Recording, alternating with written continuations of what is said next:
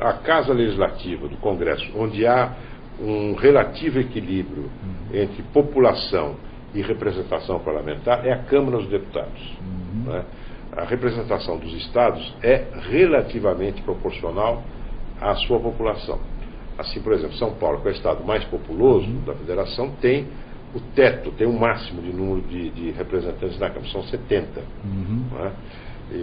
Os estados menos populosos têm menos representantes. No Senado são todos iguais. Né? Exatamente porque a Constituição entende que, embora haja problemas grandes e problemas pequenos, todos são problemas. Sim, às vezes, o problema de uma cidadezinha pequena, a cobertura de uma quadra de esportes, visto de longe, parece que é uma coisa sem maior importância. Mas para aqueles jovens daquela cidade, né, que dependem daquela quadra de esportes para ter uma atividade fora da sala de aula, etc., é muito importante. Né? Mas eu acho que essa pergunta, quer dizer, a resposta, quer dizer, nos dão a clareza da importância do voto, quer dizer, pela qualificação do candidato ao cargo. Quer dizer, o doutor Aloysio, quer dizer, colocou rapidamente as qualificações dele, são qualificações, quer dizer, é uma pessoa que demonstra, quer dizer, que tem experiência, para estar se candidatando ao cargo. Quer dizer, então a sua pergunta e as respostas, quer dizer, ajuda a isso, quer dizer, não é a questão de quantidade, mas a qualidade de quem estará lá nos representando, a competência de quem estará lá nos representando. Isso o doutor Aloysio falou assim muito rapidamente, e eu acho que ao longo da campanha eu quero ter a honra de poder ouvi-lo várias vezes, né, para que a gente possa passar à população, porque essas diferenças são importantes. Quer dizer, a eleição se aproxima, né? A gente tem que participar, né? Porque faz parte, não é? A obrigatoriedade do voto, né, se torna um exercício de cidadania, entendeu? Porque a quem nós elegemos, nós estamos empoderando para que possam nos representar. E esse empoderar, entendeu, tem que ser para o bem da nação. E aí vem a minha pergunta agora, doutora Aloysio, quer dizer, quais são as suas prioridades para o Senado? Como eu lhe disse, o Senado tem múltiplas funções. Ele tem uma função legislativa, por exemplo, é uma função importantíssima. Então eu acho que a legislação brasileira, em primeiro lugar, ela precisa ser melhor cumprida, né? Tem muita lei que não é cumprida. Se diz lei pega e lei não pega. Lei que não pega. Verdade.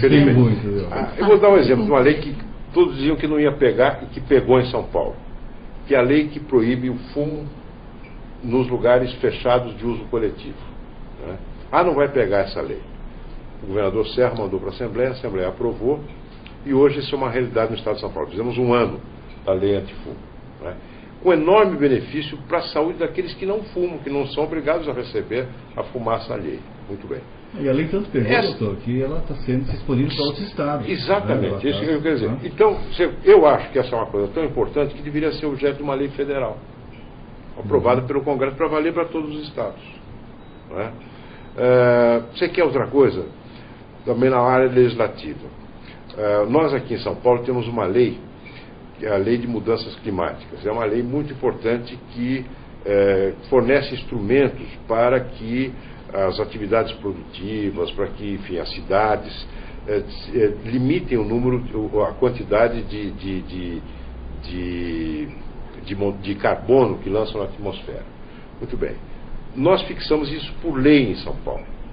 No plano nacional, não está fixado na lei, é um plano de metas. Eu acho que isso deveria ser uma lei. Você tem uma meta de redução de emissões na atmosfera de carbono. Né?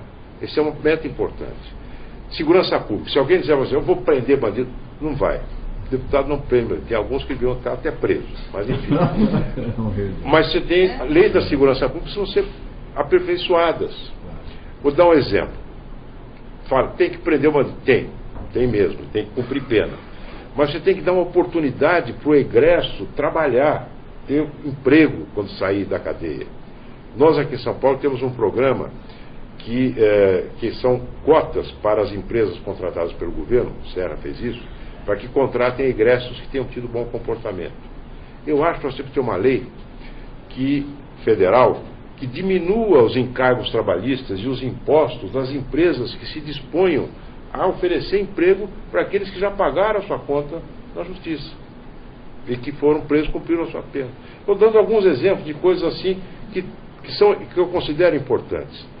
Agora, outra coisa, brigar por recursos para São Paulo precisamos, assim como os senadores para os seus estados também. Metrô. Nós fazemos em São Paulo, estamos fazendo muito metrô. Não tem um centavo do governo federal no metrô de São Paulo. Assim como no... Então, essa coisa, e hoje nós vimos no jornal que apenas 11% das viagens nas regiões metropolitanas são feitas em trilhos, né? Ora, então isso é um assunto para um senador de São Paulo. Olha, espera um pouquinho, precisamos um pouco mais de recurso, precisamos algum recurso federal para o metrô de São Paulo, para os trens de São Paulo, né?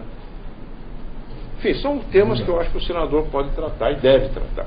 Eu acho esse assunto, quer dizer, dos egressos dos presídios, importantíssimo, né? Que a partir do momento em que você a pessoa sai do presídio, quer dizer, e não tem oportunidade de trabalho, ele volta ao crime, quer dizer, porque se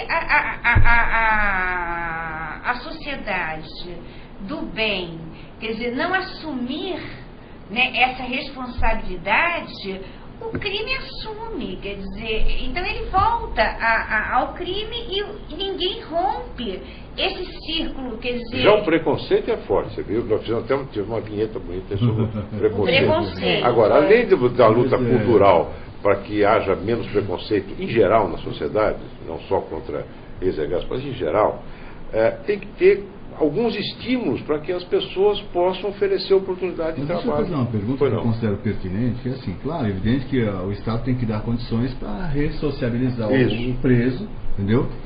Para que ele volte realmente e seja produtivo para a sociedade, né? Entre para o time do bem, vamos dizer assim.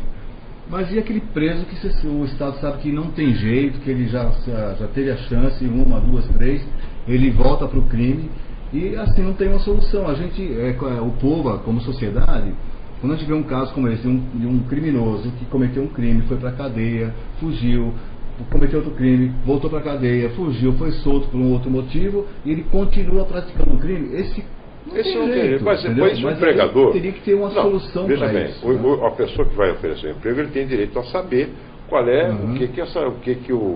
no caso, o ex-detento fez no passado. Assim como, por exemplo, o Congresso agora a Câmara aprovou o projeto Ficha Limpa, que faz com que o cidadão tenha acesso à ficha de quem quer pleitear o seu voto.